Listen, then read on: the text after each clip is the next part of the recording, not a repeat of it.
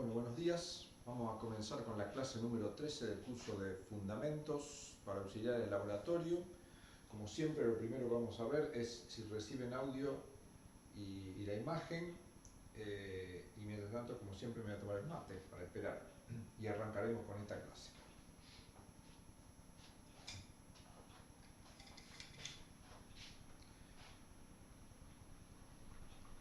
Como seguramente están recibiendo la información, vamos a ir anticipando ya algunas cosas. La clase de hoy va a tener dos partes. La clase en sí es un poco más corta, porque la vamos a asistir con algunas filmaciones, con lo cual va a ser más fácil la explicación. Y bien, gracias Pilar, se ve y se escucha bien. Entonces la primera parte va a ser una explicación del tema de hoy, que empezaremos a trabajar con instrumental. Y la segunda parte la vamos a dedicar a consultas por si quedó alguna duda de los temas anteriores.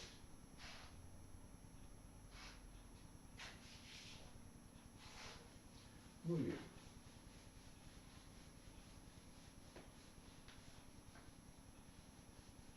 Muy bien. Entonces, bueno, como les decía, la clase de hoy empezamos con equipamiento.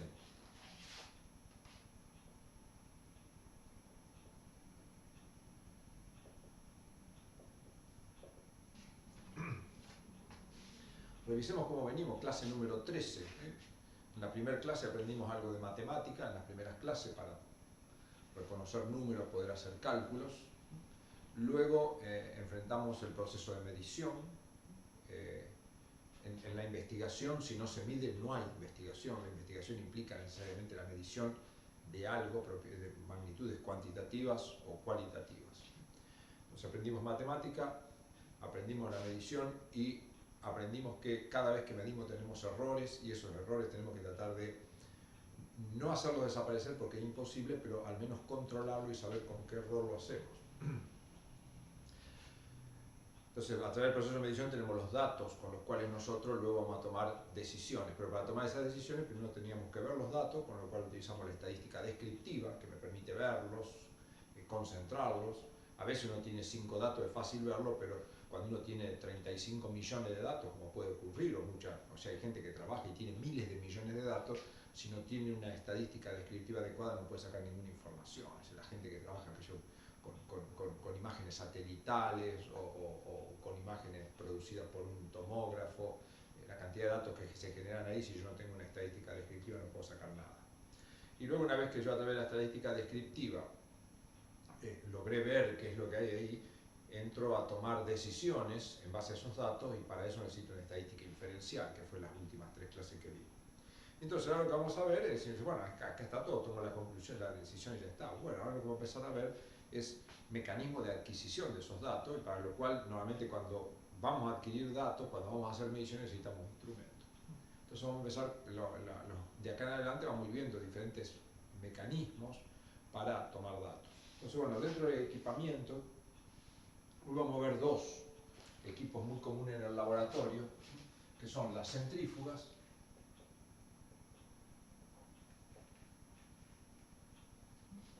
un tipo de equipo, y otro equipo son lo que llamamos equipos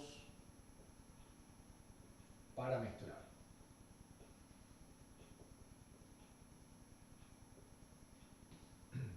Dentro del equipo para mezclar hay diferentes, mezclar que quiere decir, bueno, que yo pongo algo acá adentro y lo agito, ¿no es cierto? Es decir, por ejemplo, cuando uno, ciertos jarabes que uno compra, viene y hay que agitarlo antes de usarlo, eso para mezclarlo, ¿no? Equipos para mezclar.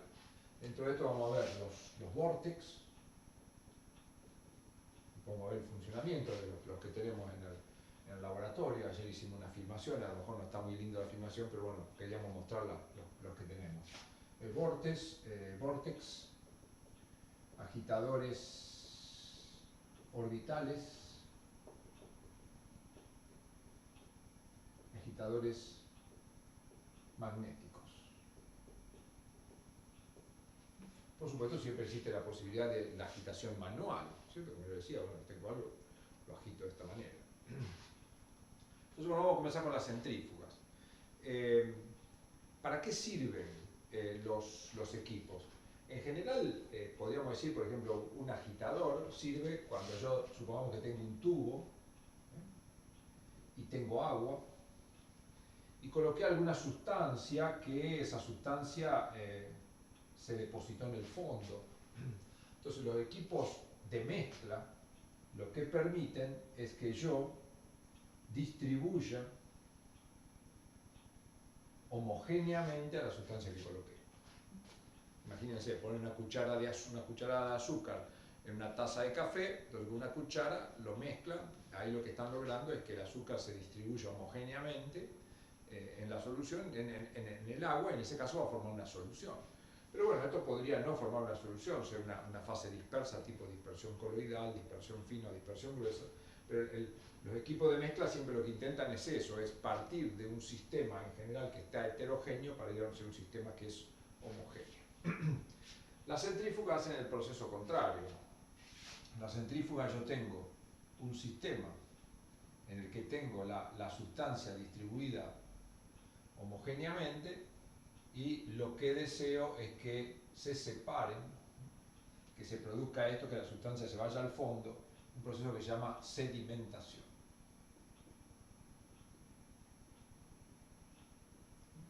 La sedimentación, imagínense un ejemplo sencillo, cuesta poco imaginárselo, un vaso con agua, pongo una cucharada de arena, la arena que hace, y queda un poquito de solución, pero se va al fondo, entonces eso sedimenta. También a ese proceso, cuando algo desde la solución se dirige hacia el fondo, decimos que ese proceso es una precipitación.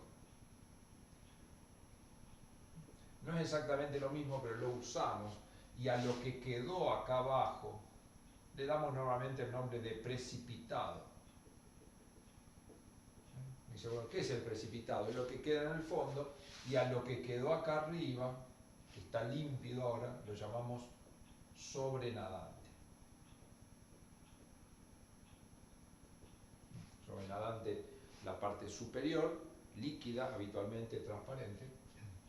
Y bien, entonces esta sedimentación, dice, pero si yo puse una cucharada de azúcar en un recipiente con agua, ahí no necesita centrífuga, eso ocurrió solo. Sí, porque la sedimentación puede ocurrir espontáneamente.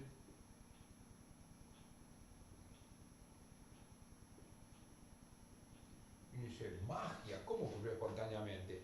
Y ocurrió espontáneamente porque si yo puse arena, cada granito de arena es atraído por la Tierra por lo que se llama fuerza gravitacional. Esa fuerza gravitacional atrae todos los cuerpos que están en la Tierra y que no están apoyados, los más alejados también son atraídos, por eso si yo a esto lo suelto acá, cae. Eso lo enunció y lo descubrió o lo modelizó Newton por allá en los años, alrededor entre los años 1600 y 1700. La historia de que estaba en un jardín y se cayó una manzana en la cabeza y de ahí le vino la idea.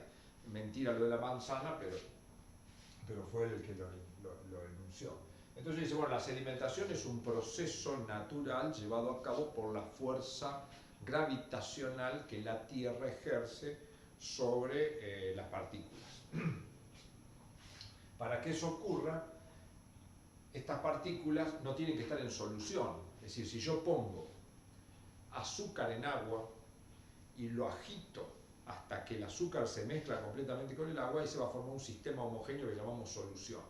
Cuando se forma una solución, las partículas ya no son atraídas, sí, son atraídas, pero no alcanza esa fuerza para hacerlo sedimentar. Entonces, si yo tengo, por ejemplo, un café al que le he agregado azúcar, lo puedo dejar una hora y va a estar el azúcar distribuida exactamente. Sin embargo, la fuerza de la gravedad tiene efecto cuando yo tengo partículas que forman sistemas heterogéneos, como el tipo agua, arena y agua, o como cosas más finas, por ejemplo, tengo glóbulos rojos disueltos en el plasma, o tengo a lo mejor algunas partículas, la leche, por ejemplo, que tiene estructuras coloidales, la grasa está en forma coloidal.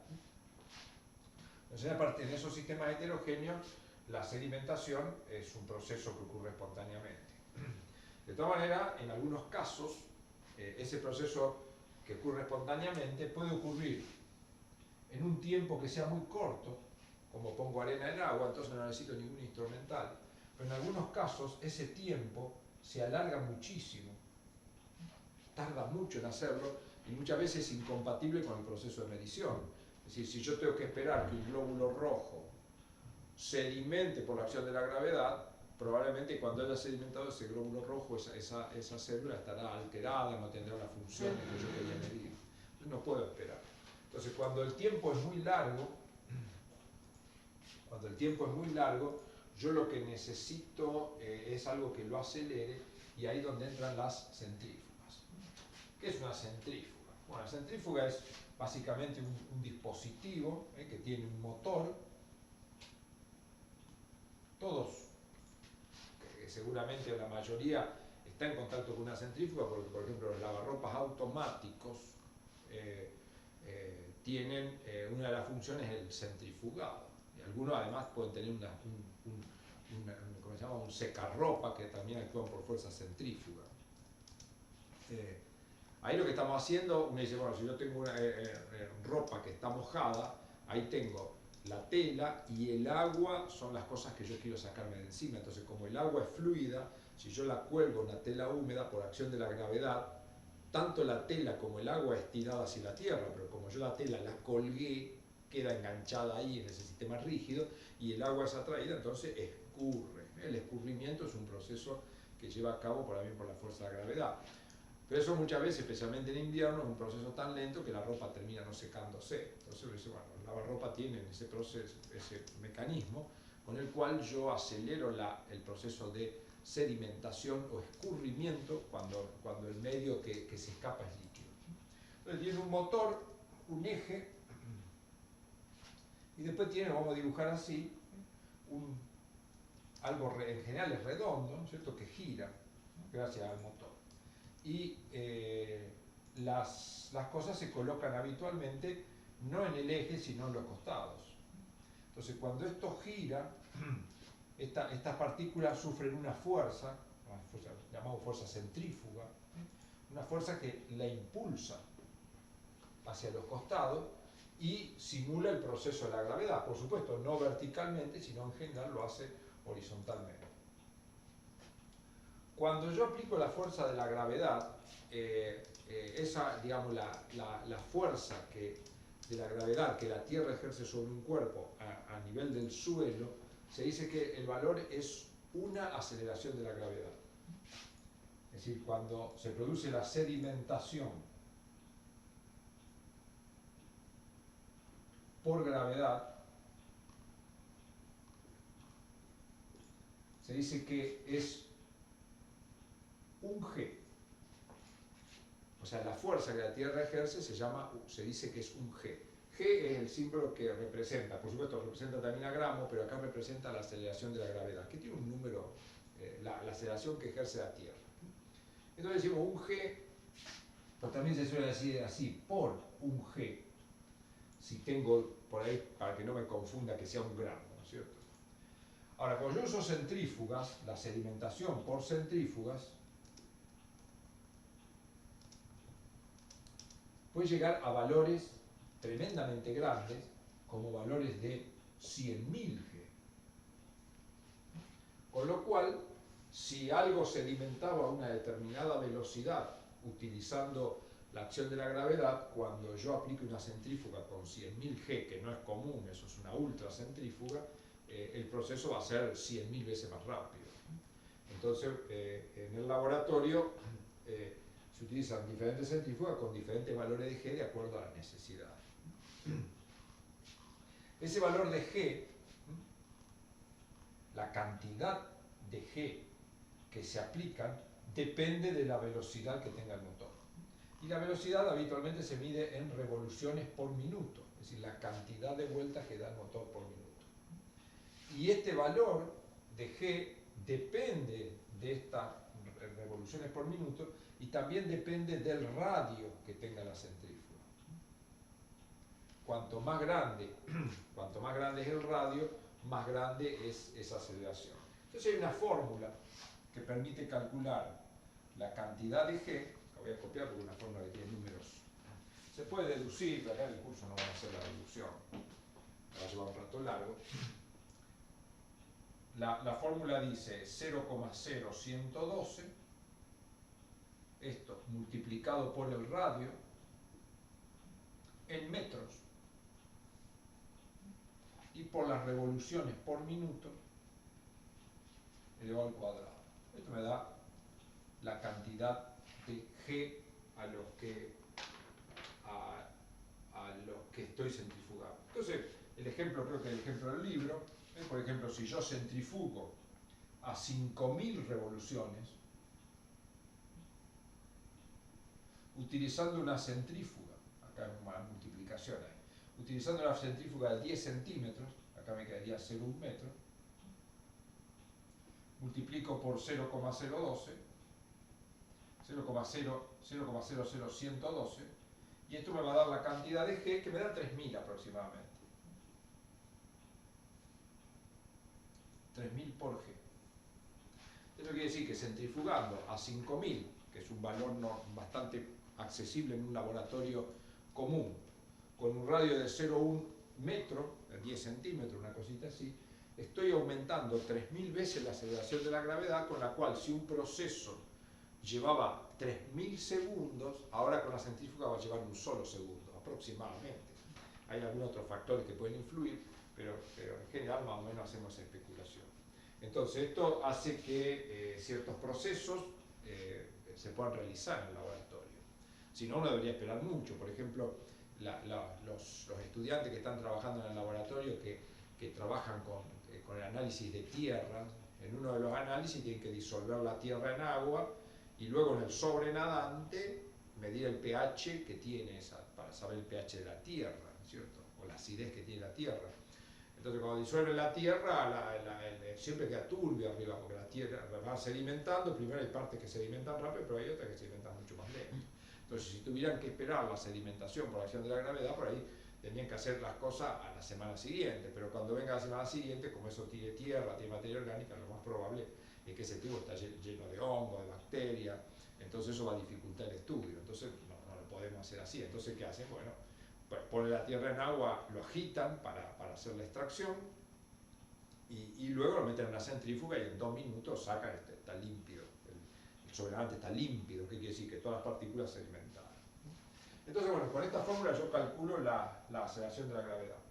Para tener una idea de eso, la aceleración de la gravedad son fuerzas que se aplican sobre algo. Si yo me someto yo estoy sometido a la acción de un G. ¿Por qué? Porque estoy en la Tierra. Pero nuestro organismo es sometido a fuerzas mayores. Por ejemplo, cuando uno va en el auto y toma una curva muy fuerte, que como que tiendo como a salirme del auto. De hecho, hay gente que ha muerto por eso, porque se va contra la puerta y si la puerta se abre, vuela del auto, ¿no es cierto? Nosotros estamos sometidos a acciones de G, cuando en los aviones, especialmente los aviones de altísima velocidad, los que se utilizan en guerra, aviones de combate, muchas veces necesitan trajes especiales.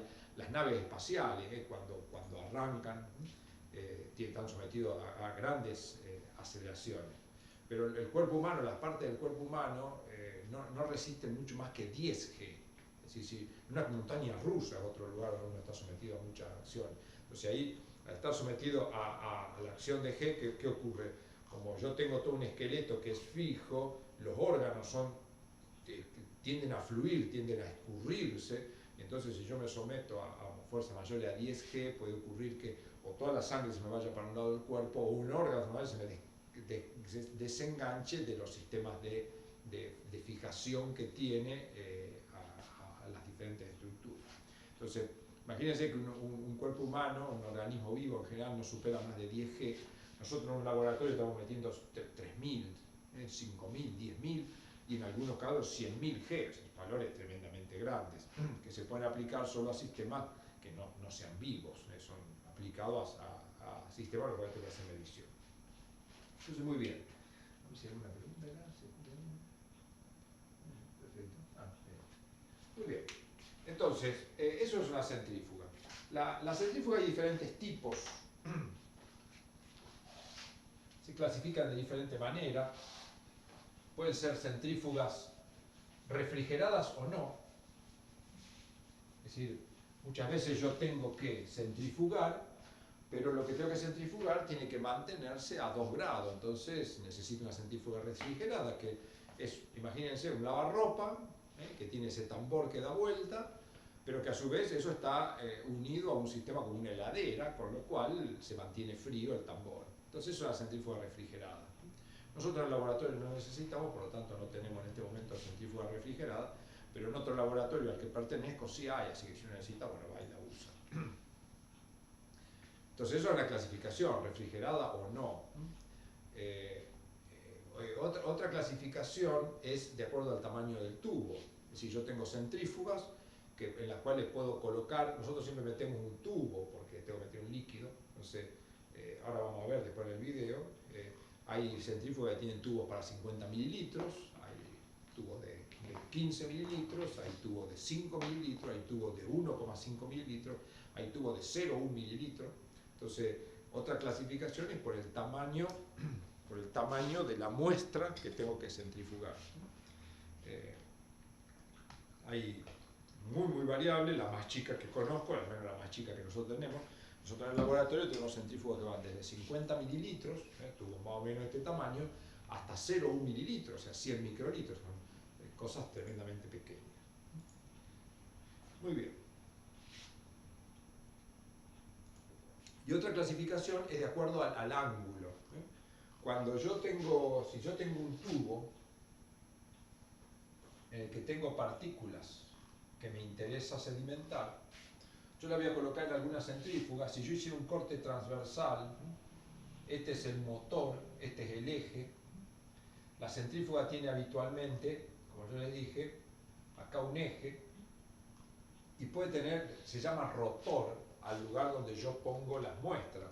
Como si fuera el tambor del lavarropa, en la centrífuga se llama rotor. Entonces, en algunas centrífugas el tubo se coloca de esta manera. Siempre voy a colocar 2 tubos. Eso la mayoría lo debe saber por el lavarropa. Si la ropa no está bien puesta y distribuida en los bordes del tubo, el lavarropa golpea, hace ruido y anda mal. La centrífuga es exactamente igual, lo único que como tiene mucho más velocidad es mucho más riesgoso. Entonces yo nuevamente coloco los tubos acá. Cuando la centrífuga empieza a andar, el tubo se inclina de esta manera, de tal manera de que cada partícula va a recibir una fuerza hacia allá. Entonces, esto se llama centrífuga de ángulo móvil. Todo acá, todo va a quedar depositado, el precipitado va a quedar depositado en el fondo del tubo. Hay otras centrífugas que son de ángulo fijo, como las que yo les voy a mostrar a ustedes. Son las más comunes. El tubo normalmente se coloca en 45 grados y queda así. Entonces, todas las partículas son forzadas a venir para acá y entonces el precipitado queda acá en el borde. Las más comunes que hay ahora son de ese tipo, pero vienen de otra forma. Entonces, ángulo fijo y ángulo móvil. Entonces, bueno, eso no, todas funcionan enchufadas a 220, a la corriente común, a 220. Es un aparato eléctrico, por lo cual tiene que estar eso entre las precauciones. Entonces, bueno, ¿cuáles son las precauciones para el uso? Es un aparato riesgoso. No es el más riesgoso en el laboratorio, pero sí es riesgoso.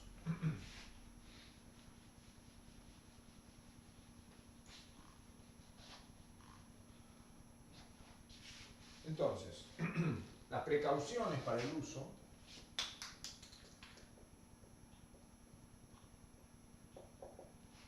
En primer lugar, es elegir la centrífuga adecuada. Es decir, si yo tengo que centrifugar un tubo de 5, no voy a utilizar una centrífuga para 50 porque el tubo va a quedar suelto, todo eso va a llevar dificultades.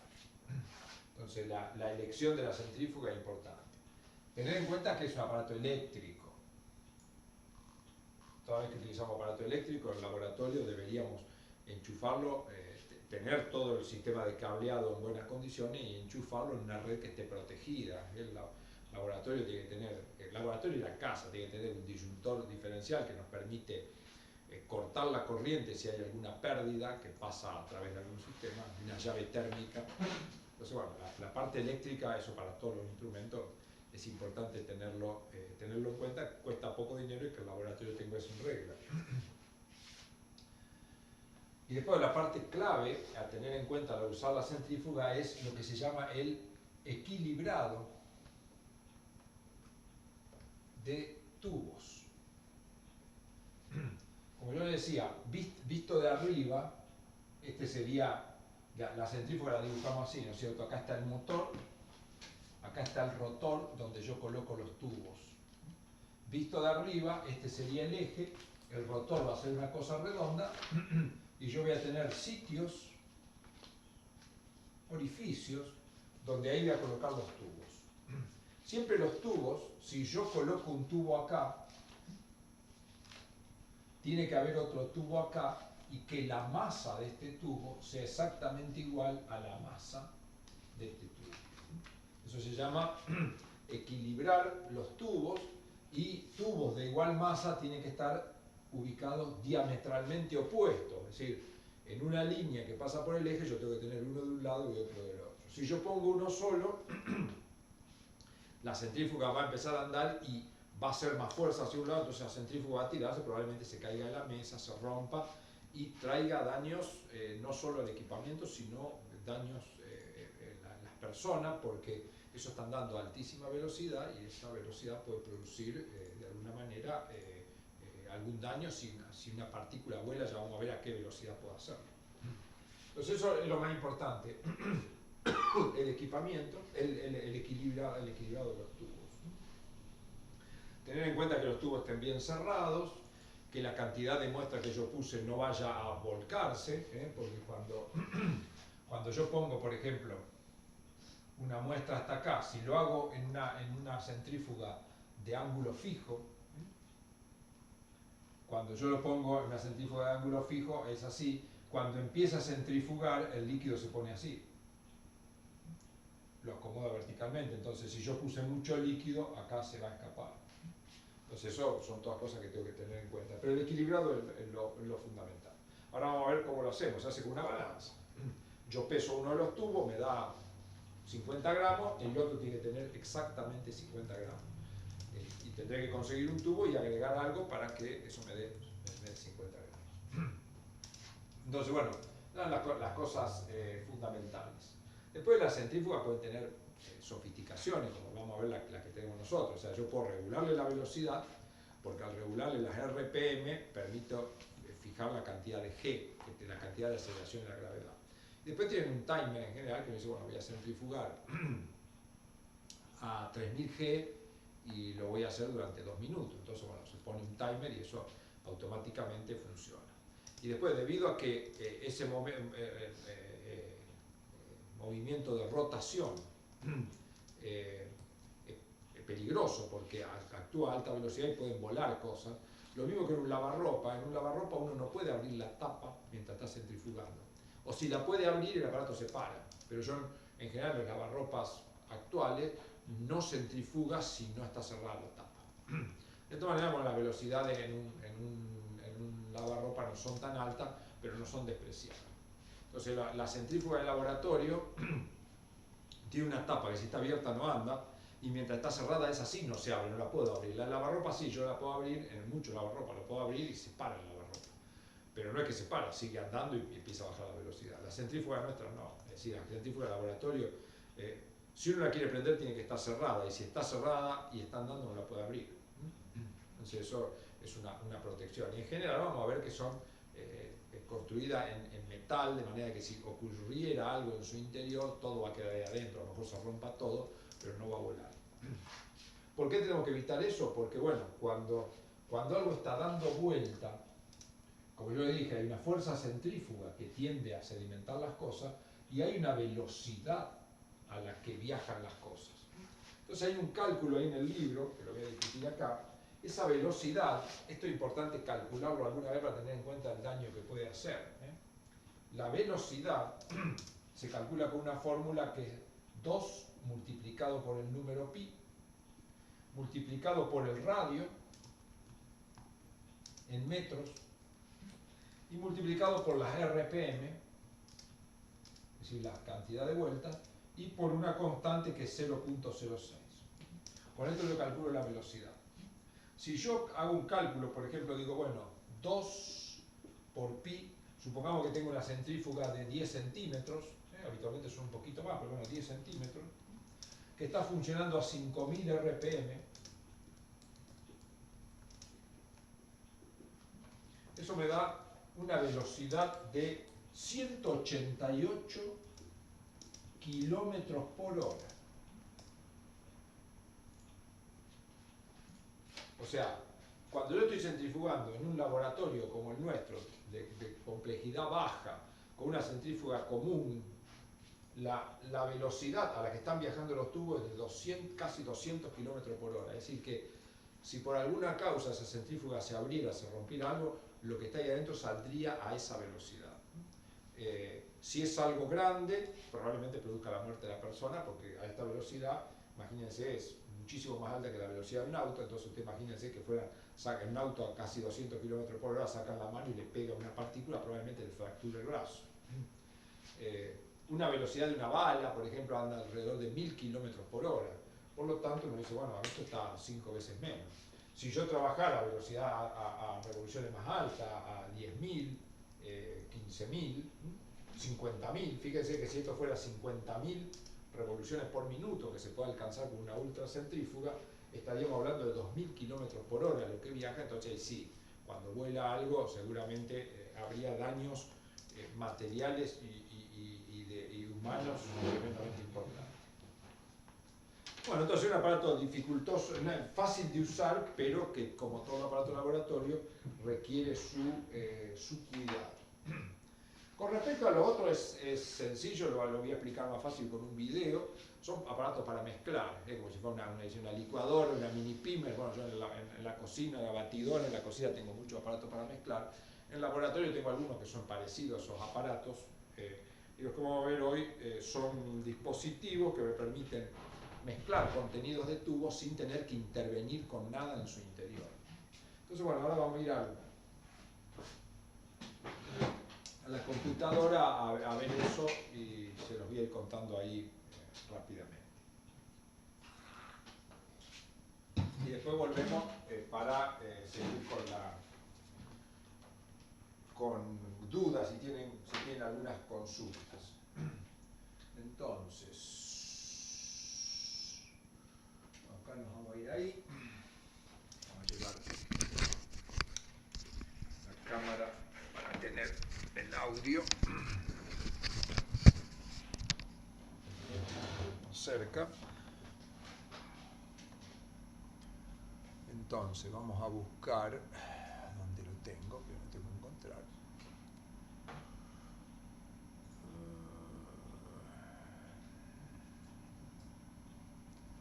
El curso de fundamento 2021. Acá tenemos. Muy bien. Entonces, ahí supongo que están viendo, vamos a chequear esto. Sí. Bueno, acá lo que vamos a ver es un vórtex. Como yo decía, el vórtex es un aparato que me permite mezclar las cosas, que me permite hacerlo rápido, hacerlo bien, hacerlo todo de la misma manera.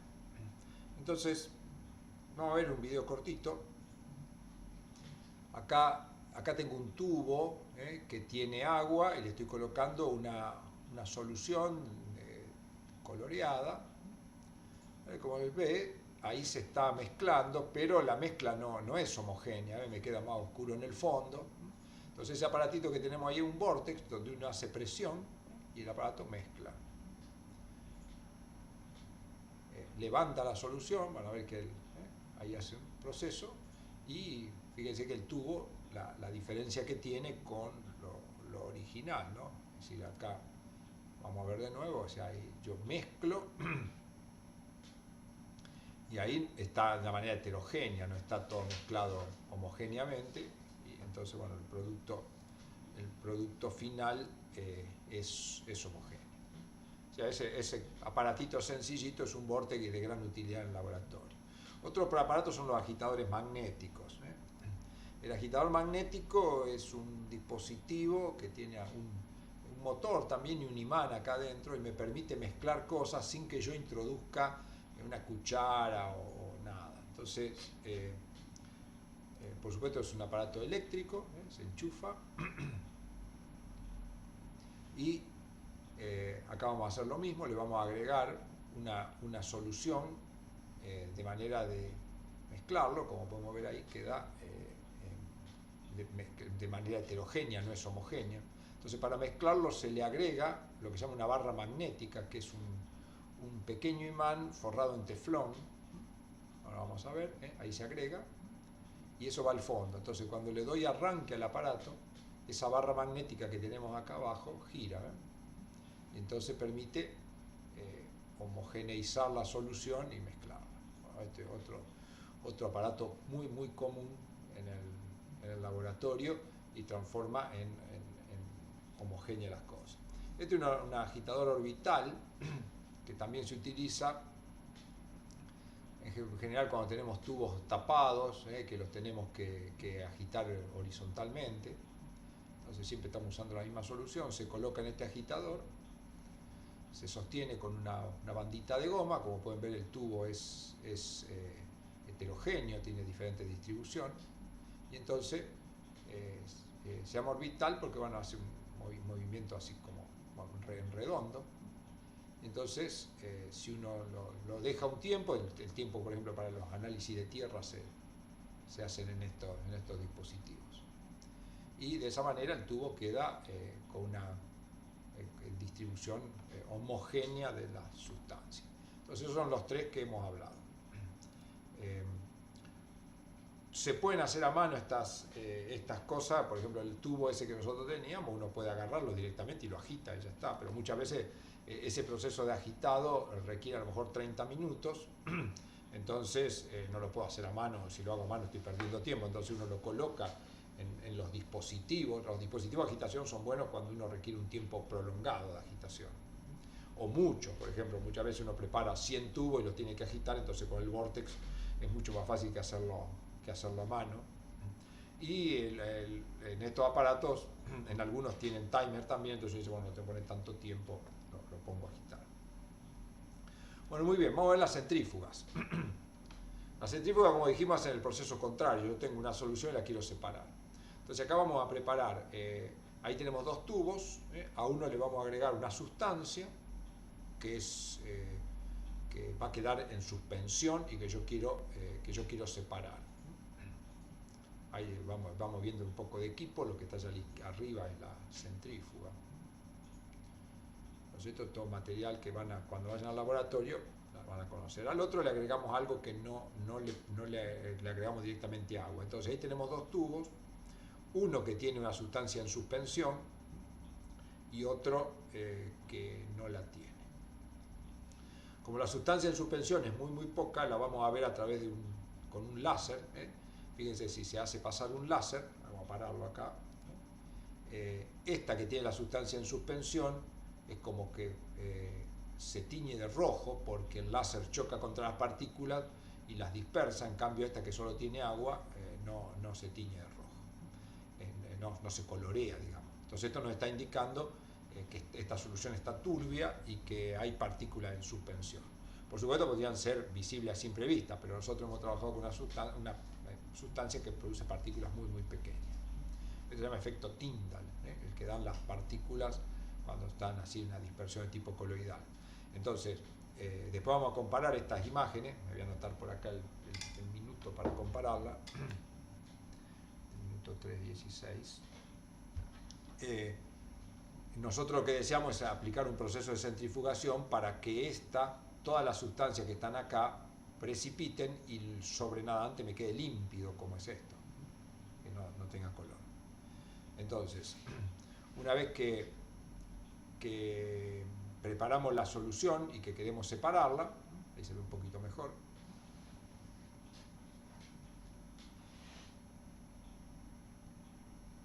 vamos a ir a la centrífuga, la prendemos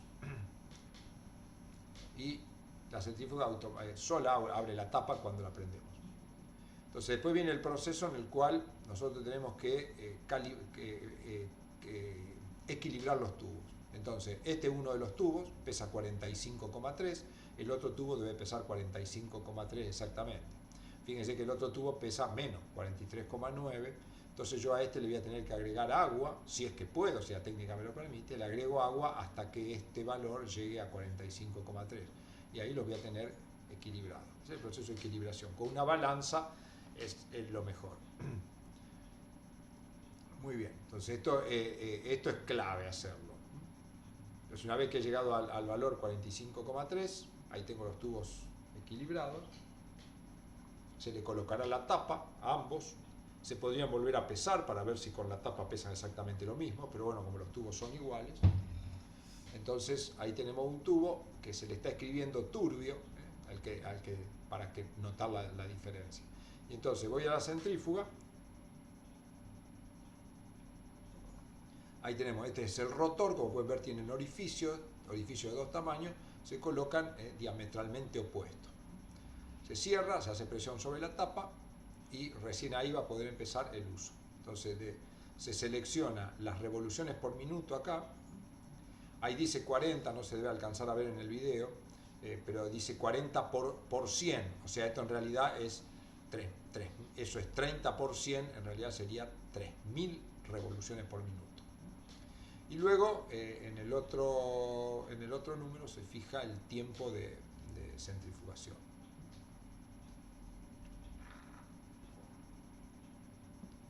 Entonces colocamos 5 minutos y luego se da arranque con un botón que está ahí abajo, que bueno, no sé si se alcanza a ver, pero acá ya empezó a funcionar.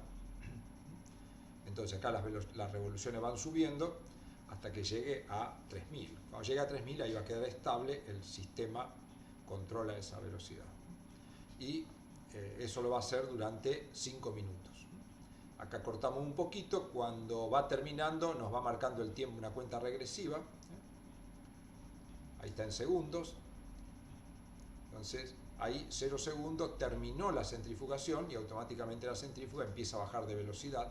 Pero mientras tanto la tapa está cerrada. Cuando llegue recién la velocidad a 0, la tapa se va a abrir automáticamente. Si yo la quisiera abrir no podría.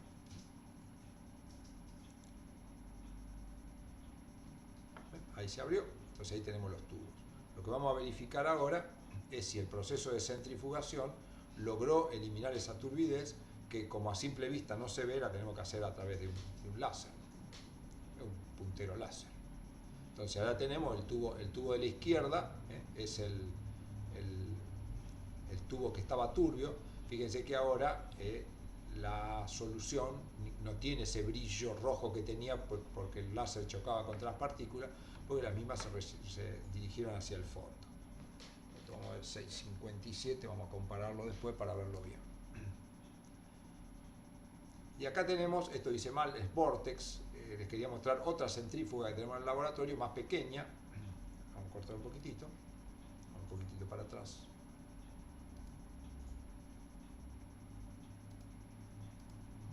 Esta centrífuga permite centrifugar tubos muy pequeños, es de ángulo fijo y son tubos que se llaman tubos Eppendorf de 1,5 mililitros, y a su vez estas ranuras permiten colocar acá un tubo muy pequeño de 0,1 mililitros. Esta centrífuga permite trabajar con volúmenes mucho más chicos. La anterior tenía tubos de 50 y tubos de 10, y esta tiene tubos de 1,5 y 0,1. Y anda igual que las otras, tiene controles no son con un display, pero bueno, tiene un control de tiempo, un control de velocidad, y si se tiene que cerrar, si no, no arranca, y después se le da arranque ahí, como pueden ver, ahí está funcionando, y no se va a poder abrir hasta tanto deje de andar. Esta también de ángulo fijo, parecida a la otra, lo único que cambia son los volúmenes. Es un poco más antigua, pero ahí terminó el proceso. Y acá creo que terminaron los videos. Y listo. Vamos a comparar para que vean.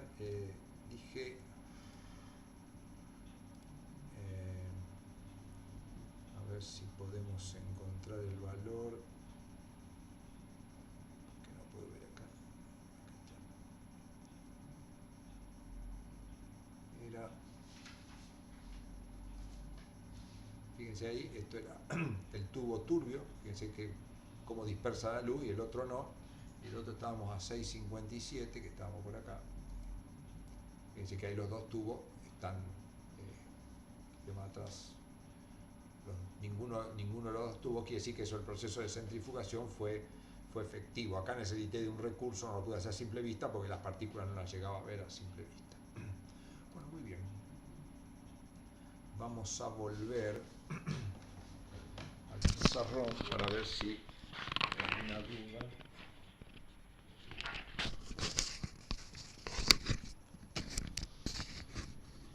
Voy a recargar la cámara.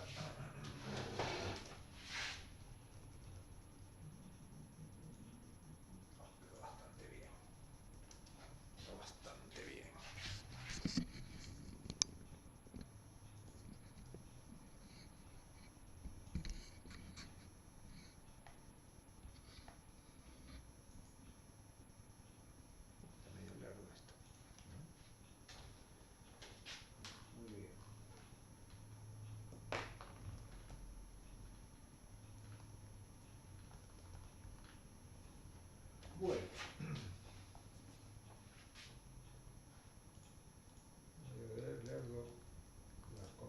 bueno, supongo que se sigue escuchando bien. Lo que podemos ver es si tienen alguna duda de temas anteriores o de este tema. De todas maneras no tenemos mucho tiempo, son 7:45. Pero bueno, a través del chat, si tienen alguna duda me la plantean. Y si no, bueno, pasaremos a la clase siguiente, la semana que viene, que seguimos con instrumental. La semana que viene vamos a ver uno de los dispositivos más usados, que son las micropipetas, y cuyo uso es clave, es donde en general más errores sistemáticos y aleatorios se producen en el laboratorio. Y también tengo que ver balanzas, o sea, balanza y micropipetas son los dos temas que vienen. Así que bueno, estoy atento a ver si hay alguna duda. Y si no, si hay silencio y no hay duda, en 1 o 2 minutos ya los dejo en libertad. Muy bien.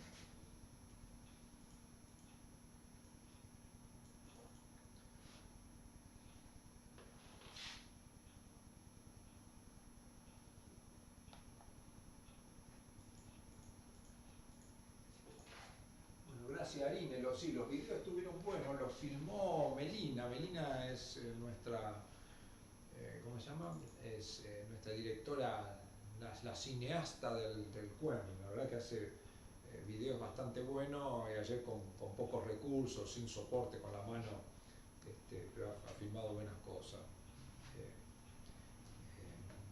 Sí, siempre sus videos son elogiados. Así que bueno, el mérito es de ella. Acá Agustín dice, ¿en qué cosas se emplean estos métodos, por ejemplo? Bueno, como les decía, la centrifugación se usa en el laboratorio en este momento. La centrifugación se usa para el análisis de tierras, que se está usando en este momento.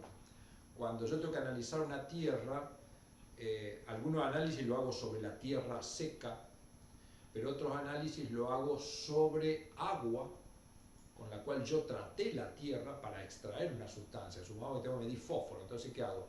Yo a la tierra la trato con una solución, se llama solución de Bray, extraigo el fósforo y luego sobre esto mido. Entonces cuando yo a la tierra la trato con agua o una solución acuosa, luego para poder separar la tierra del agua necesito sedimentar, y para sedimentar utilizo la centrífuga. Esa es una de las utilidades que estamos dándole en este momento. El análisis de agua que hacemos en ninguna parte necesita centrifugación. Los vórtex, agitadores orbitales y agitadores magnéticos se usan en todo. Es decir, cuando uno tiene que mezclar continuamente, Por eso agitadores magnéticos hay 2, agitadores vortex hay 2 también, porque si hay 2 o 3 personas trabajando, seguro que cada una de ellas utiliza uno de esos equipos. En general, en los procesos de medición, el proceso de homogeneización, es decir, de mezcla, es necesario siempre. Entonces, en los procesos de medición siempre tenemos que llevarlo adelante. Por eso hay, digamos, varios equipos de mezcla, y a veces tenemos que hacer cola para utilizarlo. Entonces, son equipos habituales que cuando vayan al laboratorio probablemente el primer día ya lo tengan que utilizar. Lara pregunta, doctor, de la ejercitación anterior no comprendí la resolución de la actividad 6. De la ejercitación anterior, es decir, de la 12. Déjeme que la busque entonces. La tengo que buscar.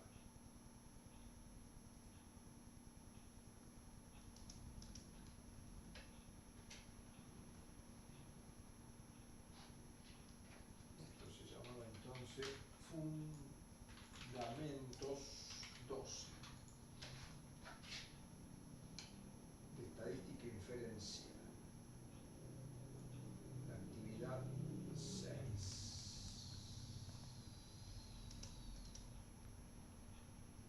Acá estamos, a ver si es esta. Esperen que vamos a ponerlo.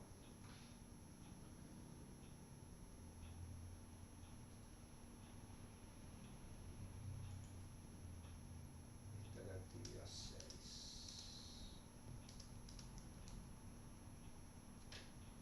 A ver si es esa. Dice, se estudiaron 3 grupos de pacientes a los que se los clasificó por su peso.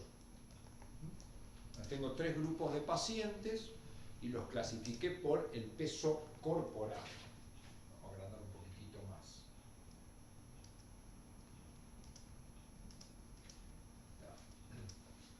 Entonces, fueron clasificados como normopeso, bajo peso o sobrepeso. Yo agarré, supónganse, 100 pacientes, los pesé a todos y luego los clasifiqué bajo un criterio normopeso, sobrepeso o bajo peso, teniendo algún límite de corte. Yo a lo mejor he dicho, bueno, sobrepeso va a ser más de un índice de masa corporal más de 28, un normopeso entre 22 y 28 y un bajo peso menor a 22, por ejemplo. Dice, por otra parte, a estos pacientes se les midió la presión arterial, a todos les midí la presión arterial, y los datos fueron analizados según normalidad y homogeneidad de variancia, y ambos supuestos se cumplieron. O sea que yo tengo 2 variables medidas, a ver si estoy discutiendo la pregunta que me preguntaba Lara. A ver.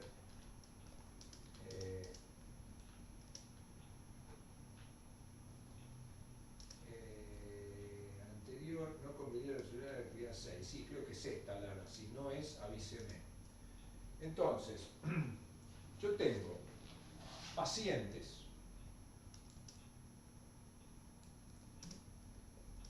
le medí 2 cosas. Supongamos el índice de masa corporal o simplemente el peso, ¿no es cierto? Todo depende de cómo yo decidí enfrentar este estudio. Pero supongamos que la clasificación, o sea, medí el peso y luego a los pacientes los clasifiqué en bajo peso, normopeso, sobrepeso, y para esta clasificación supongamos que usé el BMI, o sea, el índice de masa corporal. Por otra parte, a estos mismos pacientes les medí la presión arterial.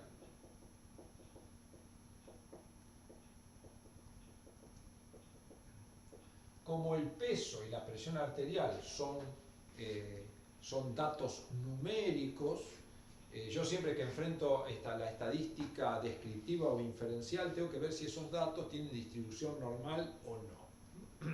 La distribución normal o no tiene nada que ver con si el paciente es normal, si se siente bien, si está sano. La distribución normal es un concepto estadístico matemático que por ahora no nos preocupamos. Pero sí sé que hay un test, 2 test. Yo a estos datos le apliqué un test de normalidad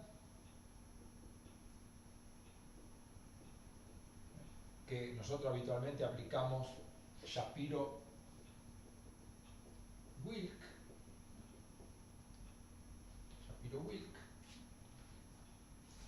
y un test de homogeneidad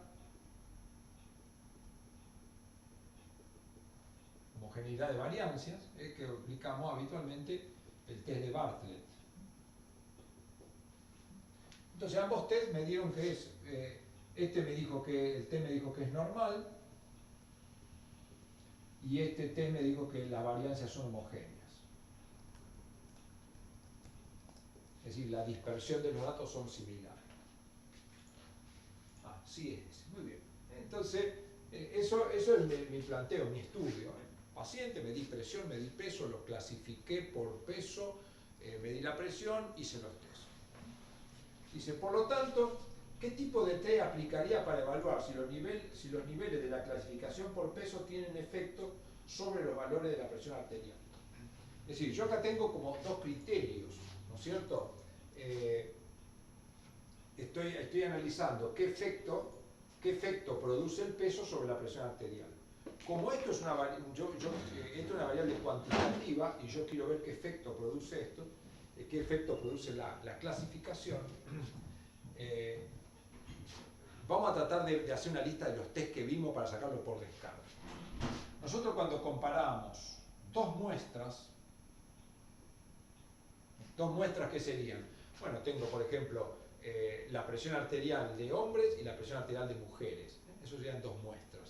O tengo la presión arterial mía o de persona a los 50 años y la presión arterial de la misma persona a los 60 años. Esas son dos muestras. Cuando yo tengo que comparar dos muestras, habitualmente utilizo test de Student, que puede ser para datos dependientes o independientes, o utilizo el test de Wilcoxon o Mann-Whitney. Esto es muy difícil, siempre a mí me llevó décadas aprenderlo. Entonces, para comparar dos muestras, siempre tengan un ejemplo, ¿no es cierto? Bueno, presión arterial de un grupo de individuos hoy y presión arterial dentro de un año. Esos son dos muestras. El mismo individuo se llaman datos apareados. Entonces, aplico test de Student cuando los datos son paramétricos. ¿Qué quiere decir que son paramétricos? Que tienen distribución normal y variancia homogénea. Es habitual decir, bueno, tiene distribución normal y variancia homogénea, y me dice, esos datos son paramétricos. Si alguno de estos dos supuestos falla, los datos no son paramétricos. Si los datos no fueran paramétricos, aplico Wilcoxon o Mann-Whitney. Yo acá, en este caso, tengo tres muestras. ¿Por qué tengo tres muestras? Me dice, ¿por qué tengo tres muestras? Si medí un grupo de pacientes. No, yo medí un grupo de pacientes, pero los dividí en tres grupos de acuerdo a un criterio que fue la clasificación por peso.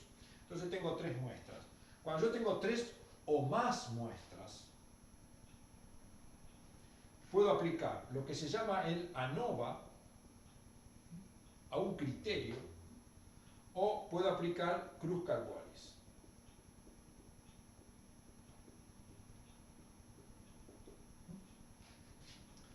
El ANOVA cuando es paramétrico y el Kruskal-Wallis cuando no lo es.